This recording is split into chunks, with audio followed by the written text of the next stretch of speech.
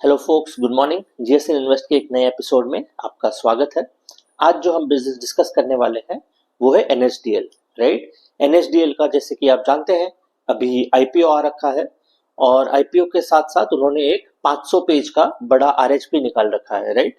But क्योंकि आप नौकरी में हैं, आपके पास शायद इतना टाइम नहीं होगा कि आप उस पूरे डॉक्यूमेंट के थ्रू गो थ्रू करें, तो इसीलिए हमने वो पूरा डॉक्यूमेंट का एनालिसिस करके एक छोटे से एपिसोड में उसकी सारे इंसाइट्स हमने एक एपिसोड में डाल दिए हैं, ताकि अगर आपको इस बिजनेस के बारे में इन डेप्थ समझना हो, इस सेक्टर के बारे में इन डेप्थ समझना हो, तो ये वीडियो देख के आप उससे कुछ जान सकते हैं, राइट।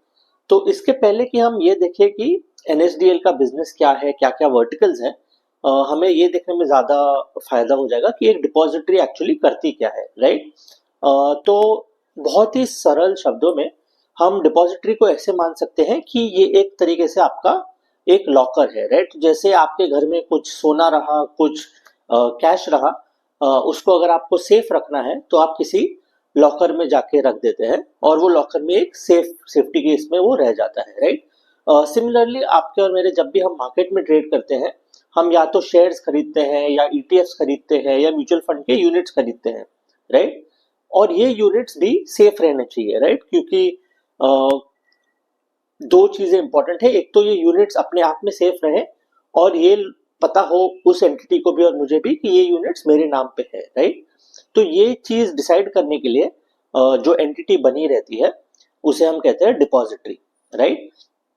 तो ये डिपॉजिटरी ना सिर्फ आपके जो यूनिट्स है उसको सेफ रखती है, बट जो भी आप ट्रांजैक्शन करते हो, जब भी आप कोई स्टॉक या म्यूचुअल फंड यूनिट बेचते हो, जब भी स्टॉक म्यूचुअल फंड यूनिट खरीदते हो, मानो आपके पास कोई यूनिट्स है जो आप प्लेज करते हो, ये सारे ट्रांजैक्शंस का रिकॉर्ड डिपॉजिटरी अपने पास रखता है, ताकि एट एनी पॉइंट उसको पक्का पता रहे कि आपके अकाउंट में आपके नाम के अगेंस्ट इस कंपनी के इतने शेयर्स है, इस कंपनी के इतने शेयर्स है, और ये पूरा लिस्ट उसके पास सेफली अवेलेबल रहे, राइट। अब ये क्यों इंपॉर्टेंट है, क्योंकि जैसे जैसे मार्केट में पार्टिसिपेंट्स बढ़ेंगे उनका मार्केट में कॉन्फिडेंस होना इंपॉर्टेंट है, राइट। अगर मैं कल मार्केट में जाके शेयर्स खरीदता हूँ और अगर मैं देखता हूँ कि जो मैंने शेयर्स खरीदे हैं अपने नाम पे वो रिफ्लेक्ट नहीं हो रहे सही से, राइट, तो मेरा मार्केट में कॉन्फिडेंस कम हो जाएगा, राइट। और इसी वजह से ये डिपॉजिटरीज बड़ी एंटिटीज, वेल मैनेज्ड एंटिटीज होनी चाहिए, कोई छोटी एंटिटी नहीं हो सकती, राइट। तो इरिस्पेक्टिव कि मैं कौन से ब्रोकर के थ्रू जा रहा हूँ, राइट, मैं एक छोटे ब्रोकर के थ्रू भी जाऊं और अपने शेयर्स खरीदूं, जैसे ही मैं खरीदूंगा उसका एक रिकॉर्ड डिपॉजिटरी में रहेगा ही रहेगा। तो एट एनी पॉइंट मैं जाके चेक कर सकता हूँ कि मेरे जो शेयर्स खरीदे हुए हैं वो एक जगह पे सेफ जगह पे है, तो I can trade through any market participant, right. तो इस वजह से डिपॉजिटरीज का एक अच्छे कैपिटल मार्केट में और एक ग्रोइंग कैपिटल मार्केट में बहुत इंपॉर्टेंस रहता है, राइट। इसी वजह से 1996 में, राइट, अब से लगभग 20 साल पहले, 30 साल पहले सेबी ने डिपॉजिटरीज एक्ट 1996 ले आया, जिसमें डिपॉजिटरीज का और शेयर्स का डीमटेरियलाइजेशन का प्रोसेस चालू हुआ। इसके बाद पहली जो depository I that was NSDL, जो बिजनेस हम आज स्टडी करने वाले हैं।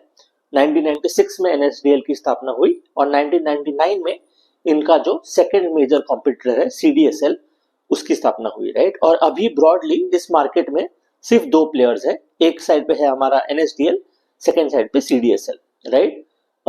ये मार्केट स्ट्रक्चर समझना भी इसलिए इंपॉर्टेंट है क्योंकि किसी भी बिजनेस से आप जितना पैसा कमा सकते हैं ये इस चीज पे भी डिपेंडेंट होता है कि उस मार्केट में कंपटीशन कितना है, राइट।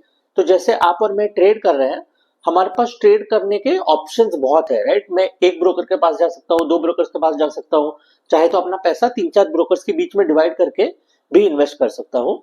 बट देश में डिपॉजिटरी सिर्फ दो हैं, राइट। तो इरिस्पेक्टिव ऑफ किस ब्रोकर के पास जाए, उस ब्रोकर को इन दो में से एक डिपॉजिटरी चूज करनी होगी।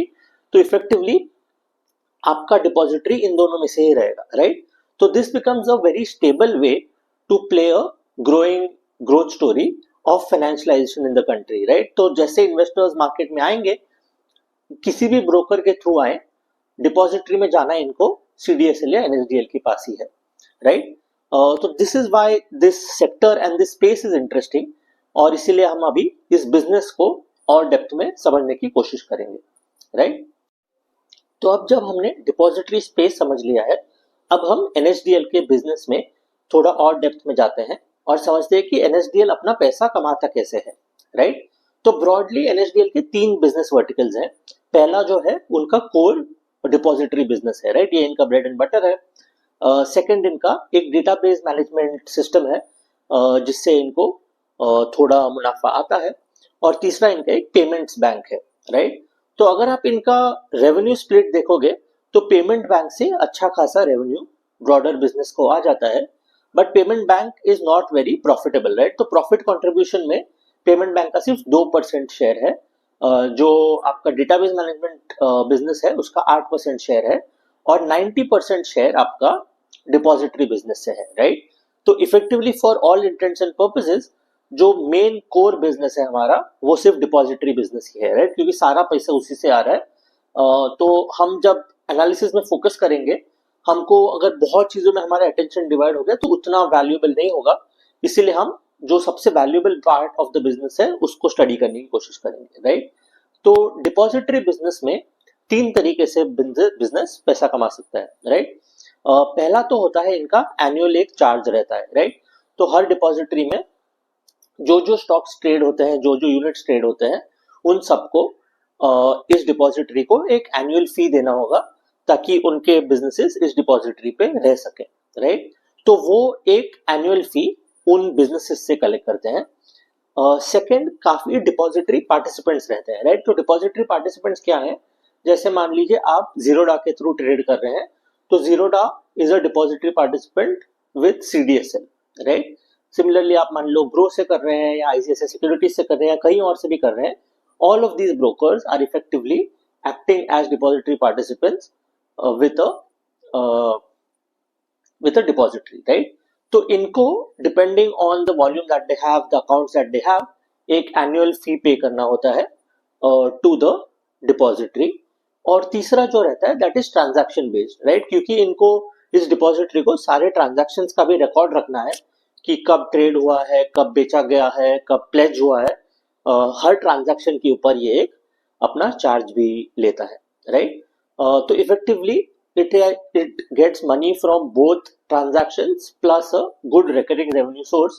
और recurring revenue इसलिए important है क्योंकि आपको बिजनेस में विजिबिलिटी दिख जाती है, राइट। तो हर साल अगर मेरे को इरिस्पेक्टिव ऑफ मार्केट में क्या हो रहा है, एक स्टडी पैसा आते जा रहा है, that is a very good factor to have in a business as such, right. तो इसमें एक good part of the business is recurring, but लगभग 50% जो रेवेन्यू आता है वो ट्रांजैक्शन से आता है, राइट। ट्रांजैक्शन इज बेसिकली जब आप और मैं जैसे लोग मार्केट में जाके कुछ ट्रेड करते हैं तो हर ट्रेड के ऊपर एक फी इस डिपॉजिटरी को जाती है, राइट। नाउ ये वाला पार्ट के वजह से इस बिजनेस में एक साइक्लिसिटी का एलिमेंट आता है, राइट। तो जैसे मार्केट थोड़ा डाउन साइकिल में जाता है, टिपिकली क्या होता है, जब मार्केट में अच्छा बुलिश मार्केट रहता है तो मार्केट में पार्टिसिपेंट्स बढ़ते हैं, मार्केट में ट्रेडिंग बढ़ता है, मार्केट में एक्टिविटी बढ़ता है, राइट। और इस पीरियड में ऐसे जो मार्केट लिंक्ड एंटिटीज हैं वो ज्यादा पैसा कमाते हैं। इन अ डाउन मार्केट, जैसे मार्केट में मंदी आना शुरू होती है, कुछ लोग डिमोटिवेट होकर मार्केट से निकल ही जाते हैं, जो मार्केट में रहते भी हैं उनका भी ट्रेडिंग का फ्रीक्वेंसी काफी कम हो जाता है, राइट। तो जो ये 50% की हमने बात की है, जो हमारा ट्रेडिंग वाला पार्ट से बिजनेस आता है, उसको that part is quite cyclical, right. तो डाउन मार्केट में वो एक हिट ले लेता है, जिसकी वजह से इस बिजनेस में भी एक नेचुरल साइक्लिसिटी आ जाती है, राइट। अब इसमें हमको समझने वाली बात यह है कि depending on the type of participants that you have, right, कि मेरे पास रिटेल पार्टिसिपेंट ज्यादा है या इंस्टीट्यूशनल पार्टिसिपेंट ज्यादा है, इसके बेसिस पे ये मेरी साइक्लिसिटी कितनी शार्प होगी ये डिपेंड करता है, राइट। तो जैसे एनएसडीएल जो है, इनके पास काफी इंस्टीट्यूशनल क्लाइंट्स है, राइट। तो सारे जो एफआईआईज है 99.5%, मान लीजिए ऑलमोस्ट 100% ऑफ एफआईआईज का जो कस्टोडियल एसेट्स हैं वो एनएसडीएल संभालता है, राइट। तो NSDL is very institutional heavy, as a result of which इसका वो थ्रू साइकिल जो इम्पैक्ट होता है वो उतना नहीं होता है बट कम इम्पैक्ट होता है। CDSL is very very retail heavy, right. CDSL के पास लगभग 15.5 करोड़ के आसपास रिटेल अकाउंट्स है and all of these are छोटे अकाउंट्स है। तो इसमें एवरेज अगर आप बैलेंस देखोगे तो लगभग 5 लाख के आसपास का एवरेज बैलेंस रहेगा। तो छोटे अकाउंट्स काफी वॉलेटाइल रहते हैं। तो in a down market you will see greater volatility in a business like CDSL, right. तो ये एक टॉप लेवल ओवरव्यू रहा of the NSDL business model and किन किन स्ट्रीम से इनको रेवेन्यू आता है। अब हम जो नेक्स्ट करेंगे वो है कि हमारा बिटवीन सीडीएसएल और एनएसडीएल की फैक्टर्स पे इन दोनों को हम डिफरेंशिएट करने की कोशिश करेंगे और समझेंगे कि इनमें फंडामेंटली डिफरेंस क्या है। तो अब जब हमने डिपॉजिटरी बिजनेस समझ लिया है, एनएसडीएल का बिजनेस समझ लिया है, तो हम अगले पार्ट पे जाते हैं which is a comparison between NSDL और CDSL, right. And obviously because ये दोनों मार्केट में लिस्टेड प्लेयर्स रहेंगे अभी, इनके बीच में कंपैरिजन करना काफी इंपॉर्टेंट हो जाता है, राइट। तो प्राइमरी डिफरेंस ये है कि हमारा जो एनएसडीएल का बिजनेस है वो बहुत इंस्टीट्यूशनल हैवी है, राइट। तो अगर हम इनके the number of demat accounts देखें जो इनके थ्रू मैनेज्ड है, सीडीएसएल के डीमैट अकाउंट्स 15.3 करोड़ है, राइट। वेरएज एनएसडीएल के डीमैट अकाउंट्स सिर्फ 3.9 करोड़ है, राइट। तो ये नंबर आपको देख के ये लग सकता है कि एनएसडीएल काफी छोटी एंटिटी है एज कंपेयर टू सीडीएसएल, क्योंकि सीडीएसएल के पास 15 करोड़ से भी ज्यादा के डीमैट अकाउंट्स है, राइट। बट हमको ये याद रखने की भी जरूरत है कि जो सीडीएसएल के कस्टमर्स हैं वो प्राइमरली छोटे रिटेल इन्वेस्टर्स हैं, राइट। क्योंकि सीडीएसएल के साथ जो डिपॉजिटरी पार्टिसिपेंट जुड़े हुए हैं वो ज्यादातर जीरोडा ग्रो ऐसे ऐसे डिस्काउंट ब्रोकरेजेस जो है वो इनके साथ जुड़े हुए हैं। तो इनके पास मेजॉरिटी छोटे रिटेल क्लाइंट्स हैं जिनका एवरेज अकाउंट वैल्यू लगभग 5 लाख के आसपास है, राइट। तो 4,60,000 के आसपास इनका एवरेज अकाउंट वैल्यू है। वेरएज एनएसडीएल जो बड़े इंस्टीट्यूशनल इन्वेस्टर्स को सपोर्ट करता है, एफआईआईस को सपोर्ट करता है, उनका एवरेज पर अकाउंट वैल्यू 1.2 करोड़ के आसपास है, राइट। तो एक सब्सटैंशियल डिफरेंस है in the amount of money per account between CDSL and NSDL. और इसकी वजह से कम डीमैट अकाउंट्स होने के बावजूद जब आप वैल्यू अंडर कस्टडी देखोगे वो एनएसडीएल में काफी ज्यादा है, राइट। तो फॉर कंटेक्स्ट, एनएसडीएल का value under custody is around 4 crore 64 lakh crores, whereas CDSL का value under custody is around 70 lakh crores, right? तो एक substantial difference है in value under custody with NSDL substantially larger despite having बहुत कम demat accounts, right. And इसका factor जैसे हमने बताया which is the institutional part, right. तो जो वैल्यू अंडर कस्टडी है एनएसडीएल का, उसमें अगर आप रिटेल का मिक्स देखोगे तो सिर्फ 15% उसमें रिटेल है, 85% इंस्टीट्यूशनल है, राइट। वेराज अगर मैं सीडीएसएल देखूं, सीडीएसएल में बहुत ही बैलेंस्ड सा मिक्स है विथ 47% रिटेल और 53% इंस्टीट्यूशनल, राइट। तो जब अब मैंने ये समझ लिया है तो मैं सिर्फ यहाँ पे नहीं रुकूंगा, राइट। मेरे को इसका इम्प्लीकेशन भी समझना है ऑन दीज बिजनेसेस, राइट। और इम्प्लीकेशंस के टर्म में मेरे दो इम्प्लीकेशंस निकलते हैं, राइट। तो किसी भी बिजनेस को जब मेरे को एनालाइज करना है, मेरे को दो मेजर फैक्टर्स जानने हैं। एक तो मेरे को जानना है कि वो कितना फास्ट ग्रो करेगा, राइट। तो इसकी ग्रोथ कितनी ज्यादा होगी। सेकंड मेरे को जानना है कि वो बिजनेस कितना स्टेबल होगा, राइट। क्योंकि जितना ज्यादा स्टेबल होगा मार्केट उसको थोड़ा पीनलाइज करेगा by giving it a lower multiple, right. जितना अनस्टेबल होगा उसको लोअर मल्टीपल रहेगा, जिसको ज्यादा स्टेबल रहेगा उसको ज्यादा हायर मल्टीपल रहेगा, राइट। तो ग्रोथ में CDSL is obviously the better and faster growing business, क्योंकि इनका जो पूरा मिक्स है वो रिटेल वाला है। और इंडिया में पिछले कई सालों में रिटेल में एक आपने बहुत उछाल देखी है, राइट। तो बहुत नए इन्वेस्टर्स मार्केट में आए हैं और जैसे ये इन्वेस्टर्स मार्केट में आएंगे, ज्यादा ट्रेड करेंगे, सीडीएसएल का जो कोर बिजनेस है वो स्ट्रेंथन होते जाएगा, राइट। और इंडिया में भी जो आप फाइनेंशियलाइजेशन की स्टोरीज सुनते हो कि ज्यादा लोग मार्केट पार्टिसिपेंट्स आएंगे, ज्यादा इस मार्केट में पार्टिसिपेट करेंगे, उस प्राइमरी स्टोरी की beneficiary will be more entities like CDSL जो इन टाइप के क्लाइंट्स को ज्यादा केटर करती है, राइट। एनएसडीएल क्योंकि थोड़े ज्यादा इंस्टीट्यूशनल टाइप क्लाइंट्स को केटर करती है। ऑब्वियसली जैसे मार्केट बढ़ा है उनके बिजनेस में भी ग्रोथ आई है, but growth has been a notch below CDSL, right.